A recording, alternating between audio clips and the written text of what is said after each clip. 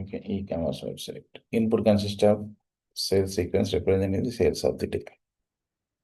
Print and integer represent the count the product tags that occur only once in the sales sequence. అంటే మనం ఇచ్చిన స్ట్రింగ్లో only one time వచ్చిన characters count చేయమన్నాడు. అంటే unique characters ఎన్ని ఉన్నాయి కౌంట్ చేయమన్నాడు.